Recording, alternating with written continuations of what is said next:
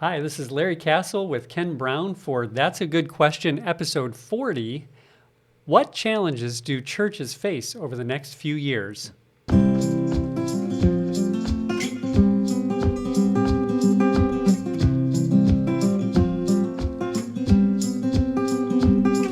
Well, it looks like we have finally begun to emerge from one of the strangest years any of us has ever endured. And it happens to come almost exactly 1 year since the craziness of the country experiencing its first lockdown due to the coronavirus in mid-March last year occurred. And that happened to come during a presidential election year, which unfortunately fused what should have been a strictly medical issue with politics. So the vaccine providing some apparent light at the end of the pandemic tunnel and the election over, we can step back a bit and evaluate where we are and what challenges are ahead. And so today we want to consider the question, what challenges does the church face over the next few years? So Pastor Ken, why don't you start off by talking a little bit about why this is an appropriate topic for us as two pastors to be considering and why, in general, our Christian audience would care about this? Well, I think you framed it correctly when you said there's an apparent light at the end of this pandemic tunnel. There are very hopeful prospects for the vaccines that are on the horizon and being actually distributed and used right now. But there are also, we're told, some variants of the virus that are out there, and those pose an unknown risk right now. But really, even if there is still some risk, even with the vaccine or some of these variants, the truth is, I know myself and most people I talk to are really fatigued with the whole virus issue. And I don't think there's any turning back, really, to lockdowns. Hopefully, there won't be any necessity. But even if the medical community and the government deem there to be a necessity, I personally don't see it happening. People are just way past ready to get back to normal. So coronavirus is, I think, very near the end, one way or the other. And then the election is over now, too, right? Thankfully. And for some, that might still be a question. You know, I shouldn't have to ask now 4 months after the election, but I would hazard to guess that there are at least some that still need to come to terms with the truth that the election is over. So I don't know who needs to hear this, and truly it may be no one who's watching, and I don't have anyone in mind, but I wouldn't be surprised if there's at least one, maybe more, who do need to hear this. Namely, it's okay to remove the Trump 2020 banner, okay? Now, I say that because I've seen, driving around, maybe you've seen as well, people who still have those out there. I take that to mean those are folks who still insist the election's not over or somehow the election wasn't valid or something like that. We had a session or two about the election fraud claim, so we don't need to rehash any of that here.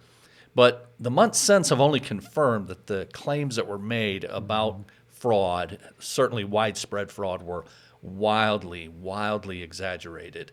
And here we are 4 months after the fact. We're in March now. We all really just need to accept that. But the virus and the election have exposed issues that will carry on for Christians and our churches long after those events are in the past. And so it is wise for us to know what those issues are and then to consider how we can respond to them.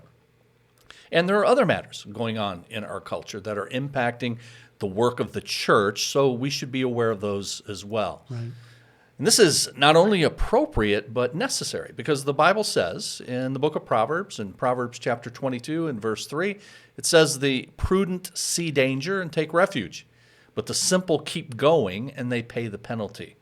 So important is that principle, it's actually repeated a second time in the book of Proverbs in chapter 27 and verse 12. So it's just wise to think about where we are and where things are headed. And the truth is we live and we minister always in a cultural context. So knowing what's happening in the culture and how what's happening impacts us is required if we're going to be effective in our mission. there's this 25-cent term, contextualization, and that's a topic that good missionaries know all about. Yeah. Because when they go to a foreign land, they want to know what the context is that they're going to be ministering in. So that means language, but it means more than language. It means customs and politics and all of those kinds of things. I remember the light bulb coming on for me when I recognized that kind of work that a missionary does in preparation is exactly what any pastor should be doing. There you go. Exactly. Yeah. Yep. And that's then something we should practice because we have our own mission. Here and now, in this time and in this place. So put very simply, contextualization is understanding the context in which you're serving in order to target your message in an understandable, in a comprehensible way. Showing how biblical truth relates to what we're facing is part of the contextualizing task. And remember, some time ago, months ago, we had actually talked about the New Testament letters being occasional, what are sometimes called occasional documents, meaning that those letters were written to address an occasion, something that was going on. Not that they only wrote them every now and then. Yeah, that's right. Not occasionally they got around to writing one. Right. No, they're addressing an occasion, a specific thing that's going on, and then Paul or Peter are writing to address what's happening. Yeah. So as I think about what I've heard and read from Christians in the last year, it's been evident that many are just really angry. They're angry about what they perceive to be wrongs. Some of them are real, some of them are just perceived. And the anger it's really the overriding sentiment for many. Angry at the election results, they're angry at the way the experts have handled the virus, and they're angry at people who aren't as angry as them. So perhaps that's one place we can start, the anger that so many have, whether that's appropriate. Yeah. Well, as you know, there is such a thing in the Bible as righteous anger. But righteous anger, the occurrence of righteous anger is pretty rare. It's much more rare than we would like to think. We want to label our anger, most of us do, as righteous, that I have a right to be angry. I should be angry in this instance. But we really need to evaluate it deeply to ensure that, in fact, our anger is righteous. We know there's a time for anger because famously Jesus displayed his anger when he drove the money changers out of the temple. Yeah, I think I've seen that passage referenced more this year, in this past year, than probably every year in my life combined. And that's because of what you said. So many people are angry, and they want others to be angry with them, and then to justify that, hey, Jesus was angry too. So we keep hearing this. Right. But we need to think about what it was Jesus was actually angry about. It was that God was being used for others' purposes. And the Lord is going to be nobody's mascot. The Lord is no one's marketing tool to make money or anything, to benefit themselves. The most frequent and strident denunciations in the Bible are actually against false teachers, those who use God's name for their own purposes. So not necessarily against the pagans, the godless. There you go. It's those who claim to come in God's name. Yeah, how often was Jesus or Paul angry with sinners, with average people in the culture? In fact, you see this in 1 Corinthians chapter 5. 1 Corinthians chapter 5. Paul's writing on an occasion to the Corinthians, and the Corinthian church, addressing some of the issues that are going on there in their context.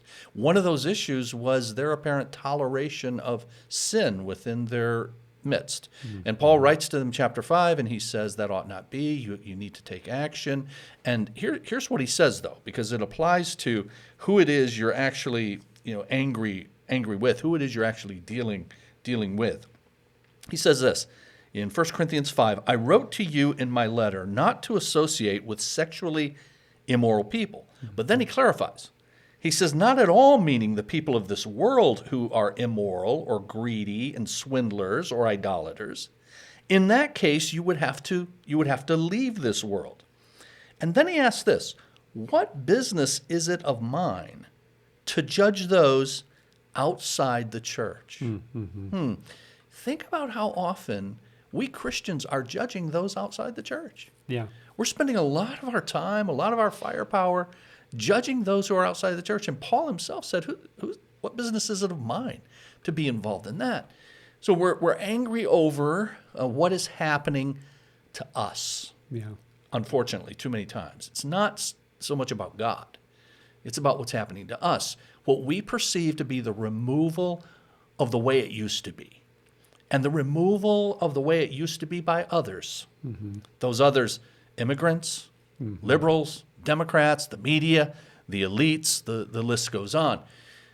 Just as an example, just this past week, I attended a meeting with about 12 pastors, and we discussed some of what is going on and how it impacts our people and our churches. And one topic that came up was how Christians and pastors have reacted to the pandemic. We talked about, and we prayed for, a pastor and his church in Canada who was in jail for about 2 weeks because he and his church defied the requirements of his province, the province of Alberta, Canada, and what they had imposed for meeting. Now, putting aside whether or not he and they were right to do what they did, at least one thing that church did that I do not think was right is they put out a public statement. They put out a public statement. They put it on their homepage of their website to the community. And here's part of what it said. It says, having engaged in an immense amount of research, interacting with both doctors and frontline healthcare workers, it is apparent that the negative effects of the government lockdown measures on society far surpass the effects of COVID-19. Now, I'm going to keep reading, but they're saying that this is the fact. It's obvious for anybody who's looked into it. The science is being used to justify lockdown measures, and that science is both suspect and selective.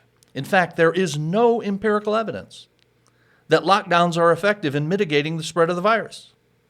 We are gravely concerned that COVID-19 is being used to fundamentally alter society and strip us all of our civil liberties. By the time the so-called pandemic, notice that, the so-called pandemic is over, if it ever is permitted to be over, notice that as well. Yeah. Albertans will be utterly reliant on government instead of free, prosperous, and independent. So it's taking on the medical community, it's taking on the government, and then it goes on. It says the media has so pounded the COVID-19 drum since the pandemic began, almost exclusively emphasizing caseload and deaths, that people are fearful, so fearful, in fact, that they've been convinced that yielding up their civil liberties to the government is in their best interest. It's difficult not to have lost confidence in the mainstream media. It would seem as though journalism is on life support in our province. The media should be made up of the most thorough, discerning, and investigative people in our society. Instead, many of them seem to be serving an ideological agenda. Now more than ever, it's vital that Albertans exercise discernment when listening to the mainstream media. So you see that they're taking on everybody with this, and then again, just even putting aside whether they're right about. Yeah, I was going to all say that. they may have some good points in there, Yes. but what are we adopting as our mission then as a church? So here we are taking on publicly the government, the medical community, the media, and just step back and ask yourself, when do you see the apostles doing that in the New Testament? So we have lots of angry Christians who are willing to identify the objects of their ire, who happen to be, in many cases, the objects of the ire are the very people that we're called to reach with the gospel. Yeah. So yeah, Jesus was angry. And in Ephesians 4:26, it says, be angry and sin not. So it's possible to be righteously angry. But that occurs, you're righteously angry when God is being affronted. Or others, babies in the womb. That's why we get righteously angry, indignant about something like abortion. But not you, not me. And if we'll analyze it, if we're honest, many of us are angry because of what we believe we are losing. Well, on the one hand, you're concerned about something God says to be concerned about, standing up for the defenseless. On the other, you're standing up for my rights. And if I had a nickel for every time somebody said that to me in the past year, It's a great not point. that our rights aren't valuable and we shouldn't be thankful for them, but is that what our life is about? That's Standing a up great for our point. rights. That's a great point. Yeah. So it's for whom am I standing up? Selfishly, if we're honest, a lot of times, and for what am I standing up as well? Yeah. So this righteous anger is so rare that in James chapter 1, James said human anger does not produce the righteousness that God desires. Just says straight out. Now, a pastor friend of mine tweeted the other day saying, loving other Christians is a distinctive mark of Christians. We see that Jesus said, all men will know you're my disciples if you love one another in John chapter 13. Then he also quoted Jesus in the Sermon on the Mount. Loving enemies is also a distinctive mark of Christians. So we're supposed to love one another. We're also supposed to love our enemies. And the same very wise, pastor tweeted a few days earlier. He asked this question. He said, Christians, how much of what you read, how much you listened to, how much you watched this past week cultivated in your heart a seething animosity toward half the people in our country? Well, that's sobering to think about, isn't it? Yeah, it is. Because so much of what we listen to and we read is designed to get us riled up, designed to get us angry, and gets us angry at a whole nother part of our society. And these are very people that we're supposed to be trying to reach. It's us angry at our mission. Yeah, exactly. Yeah. You said many of us are angry over what we perceive to be the removal of the way it used to be. So you're not saying that there aren't real changes, important changes, even maybe we could call them seismic changes taking place, right? Yeah, no. Yeah, I'm not saying that, and thank you for pointing out that difference between what's perceived and what's real. There very much are real dangers that go beyond just things we don't like or things we disagree with. Some of those have to do with another 25-cent term, anthropology, the study of humanity. Yeah. And the Bible offers us a robust profile of what humans are, male and female. Now you can see where that's going, right? Some of the challenges we have to do with anthropology. What are humans? What are humans as males? What are humans as females? And the culture's completely adrift on this. Yeah. And that has real consequences. And should be something we do talk about, but not to rail against the unbelievers who have a wrong view per se, but for us, the church, to not buy into that. To get clarity, to understand what the truth is, and then to be able to pass that truth on. And to pass that truth on because we love the people who are being adversely affected. Yeah. People's lives are being harmed. Human flourishing, to use a popular term that I embrace. That God made humanity to flourish. And so we want human flourishing. Sin detracts from human flourishing. The reason I don't want you to go this route is not because I hate you, not because you're gross, not because it creeps me out, all of that. Yeah, we would do well to make sure we understand that that's not why. Yeah, right? yeah. Because when we get frothy and upset about these things, frequently it would be easy for somebody watching to not realize that that's not the reason. That's right. Why we're upset. What are we conveying as to what motivates us with this? What should motivate us is that this is harming you, and this is harming one made in the image of God. And so if I care about God and I care about his image, then I have to care about the destruction. Yeah, not to of minimize those. that is an affront to God as well. Indeed. But, Right. So there are these real consequences for the individuals involved, real consequences for us as Christians individually, for our churches. So we'll talk about, if we have time, some of that today. Maybe it'll have to go into next week if we run out of time. Yeah. For many, I think these real dangers connect to the election because you have a new administration that has liberal positions on matters like transgenderism, which has real-world effects for Christians and churches, right? It does, yeah, absolutely. And let's talk about things like transgenderism, about the Equality Act. For those who may not know what that is, we'll explain what that is and how those and other issues are going to need to be faced over the next few years. It's just a fact.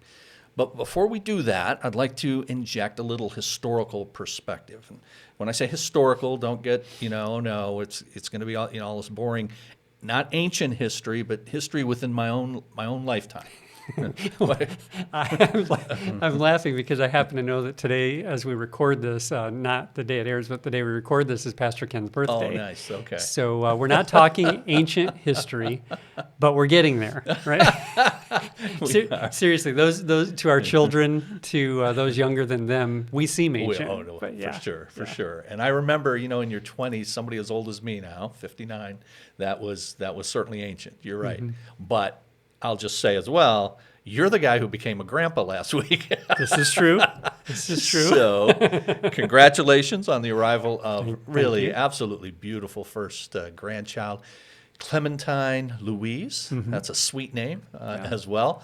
And then you didn't say happy birthday, but thanks for the happy birthday wishes as well. The sentiment was in I there. think, okay, all right. So, within my lifetime, 59-year lifetime, we can still gain a little perspective. And I'm going to give a little bit of that now to try to caution against wigging out too much over the election results that ended up putting the more liberal party, the Democrats, in charge of the House of Representatives, in charge of the Senate and the presidency. Now, one of the reasons that conservatives are so afraid of that change is because we've had the luxury of our party being in power for a very long time. And so this is a shock. In other words, the shock of this past election is due to how successful conservatives actually been in so many prior elections. Now, just let me give fair warning here. I'm going to geek out a little bit on some political information, but I hope it'll help frame the discussion for the issues that we'll discuss next week or so. But consider this. When I was born in 1962, Democrats had controlled the House of Representatives for 8 years at that point. They became the majority in 1954. The Democrats did. Do you know how long they held the House of Representatives? They become the majority in 1954. They hold on for 40 years. Wow. 1994, before the Republicans become the majority in the House of Representatives. 40 straight years without interruption. That's why that was such a huge deal. And it's worse than that, because prior to 1954, the Republicans had control of the House for just 4 years of the previous 14. So from 1930 to 1994, the Democrats controlled the House for 60 out of 64 years. Wow. So that's the House of Representatives. From 1932 to 1980, they controlled the Senate for all but 4 of those years. 44 of 48 years. Wow. So for all of those decades, laws in America, which are made by our legislative branch, the Congress, as our viewers know, and that's the House of Representatives and the Senate together, those laws were made by Democrat Congresses for decades. And I will just add, for everybody that, keeps talking about socialism and all of that, one of these days that may come, I don't know. But that, as we said in an episode some months ago, that's been talked about for a lot of years while Democrats were running the Congresses. And you look back at some of those decades, some of those years, they were actually, interestingly, some of the very things that people want to make great again. To get back to. But since 1980 and 1994, 1980, the Senate was taken by the Republicans. 1994, as I mentioned, the House of Representatives. And since that time, it's been much more even. For the last 42 years, the Senate has been controlled by Republicans for 22 of those, Democrats for 20. Right now, the Democrats control by a single vote, and that can easily change in a few years. For the House of Representatives, that was controlled by Democrats, as I said, for 60 out of 64 years prior to 1994. In the 28 years since, 28, it'll be 28 next year, an election year. It's been 20 years of Republican control out of 28. Only 8 for the Democrats. The advantage the Democrats have right now in the House of Representatives is a mere 9 votes. 9 out of 435. Wow. And we have an election coming up in less than 2 years. Yeah, to hear folks talk and tweet and post, you'd think that Marxism has become the official position in Washington, but that perspective is so helpful. It's true, though, that the Democrats now control the House, the Senate, and the White House. Yeah, exactly. Right. So all 3, for the first time, They control all three for the first time since the first term of Bill Clinton in 92 and the first term of Barack Obama in 2008.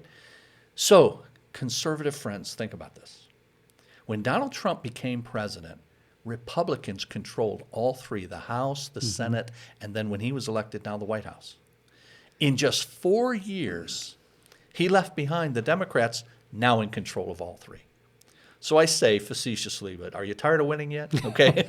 Because really, is that really a winning hand for the future? We really need to think about that. Yeah, but there's just so much hand-wringing about the possibility of the Democrats doing things with this, this majority that they have. So ending the filibuster in the Senate so they can just do whatever they want. Packing the court with more liberal justices so they can, again, do whatever they want. And what they want is to impose socialism over the next few years.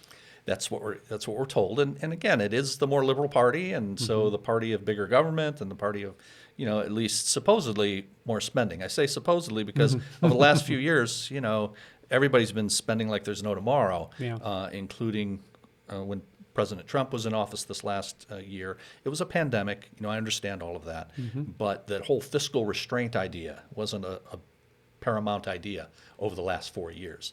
But there's a solution to all of this. If you're concerned about all this, here's a solution: win elections. And the reason I'll just want to lay it out here, and then I'll move on. But the reason that you're out of the majority, especially in the Senate, is due to one guy, and his name is Trump. And just remember, he claimed the election was stolen. His election was stolen, and he did that same thing, as I mentioned in an episode some time ago. He did the exact same thing when he ran in the primaries in 2016 against guys like Ted Cruz. The very first of those primaries, actually called the caucuses in Iowa, Ted Cruz won that. And remember that, in fact, I quoted in that episode what Trump said, but he was claiming that Ted Cruz stole it. So he was claiming that then. During the general election in 2016, when he was running against Hillary Clinton, he did the same thing. He said that the election was going to be and then stolen, and then in the election this past year, because he was behind in all of the polls, looked like he was going to lose, he kept saying it's going to be stolen. And then after the election itself, of course, we know he said that it was indeed stolen. So it's not a new claim from this man. And he said one place that it was stolen was in Georgia. So get this. Many Republicans in Georgia did not come out to vote. When Georgia had both its Senate seats up on January 5th, that's amazingly unusual that you actually have both Senate seats in a single state up for election in the same year. That almost never happens. But for reasons I won't bore anybody with, it did happen. And there was a runoff election on January 5th for those two seats. So that's unusual, too, for both of those. So this was a hugely important day because whoever wins those two seats is going to control the Senate. And the truth is, Georgia's a Republican state. It had 2 Republican senators. It had a Republican governor. It's a Republican state. The Democrats won both. I felt like as I watched this transpire, I was watching a Lions game. Everything was set up like they should win. That's a great analogy. That's right. Now, if we have anybody watching who's not from Southeast Michigan, he's referring to our alleged NFL professional football team. Yes. Yeah, and you watch a game and it's like, okay, we've got this thing in the bag. And Going then into something the happens. fourth quarter, we got And absolutely, the Republicans, there is no way the Republicans should have lost both of those. But they did, and they did because Trump was more concerned about his own supposedly lost election than them winning their elections. And he couldn't have it both ways, you see. He couldn't say the system in Georgia is rigged against Republicans and then convince the numbers of Republicans that they needed to come out and vote. Well, if it's rigged, why should I go vote? And they didn't get enough to come out. Now, they can get all this back in the next few years. But they need to run a decent candidate. And when I say that, I mean that honestly, just in more ways than one. Yeah. So maybe things aren't as bad for conservatives electorally as many have been led to believe. But then why do so many think that all is lost? Well, just like, we electorally think things are so bad because we've had the luxury of having control of the Senate and having control of the presidency and the House for a lot of the years in the last few decades, in other ways, we're victims of our own success as well. And one area where conservatives have been wildly successful is, believe it or not, with the media. Of all places, the media, right? We have a conservative media machine, though, that tells them how bad it is. And then they believe it. I think about that, and it's so ironic that that's one of the main gripes about the left is the biased media misleading people. Yeah, right? yeah, absolutely. Yeah, and I say victims of success because since the 90s, coinciding with all that success I talked about beginning in Congress, conservative media outlets have arisen and they've dominated. For decades. One of those was the Drudge Report. And the Drudge Report's still out there, but for decades it was a conservative outlet. Matt Drudge, who runs this website, if you've ever been to the Drudge Report, it's drudgereport.com, I think. Yeah. It's just the most plain-looking font, black font. I remember the first time I looked the site up, and I was like, this can't be the can't right be it. place. Yeah. The only time he puts any color out there is sometimes he'll put red font out there if something's really hot, Yeah. but that's it. But he just had links to all of the stories that are going on. I really, I don't know, my past, I've got some marketing past, and it really looked like sometimes something that a client would give you and say, hey, can we put this flyer out or something? And Yes. you're like, no, we cannot I put that know. out. We've And he got to hasn't fix this changed up. it at all for decades. He hasn't changed it. But he made his name by breaking the story about Bill Clinton and Monica Lewinsky in the late 90s. And from that time on, he consistently highlighted stories that were positive for Republicans, negative for Democrats. He did the same thing for Donald Trump for 3 years. For some reason, unknown to me, and I haven't read anybody who's come up with the reason, for some reason he turned on Trump in the last year and began running negative stories about Trump. But you got things like the Drudge Report for decades. And still, the cable news behemoth out there since the 90s is Fox News. Yeah. Ronald Reagan, George H.W. Bush, they had no such media support.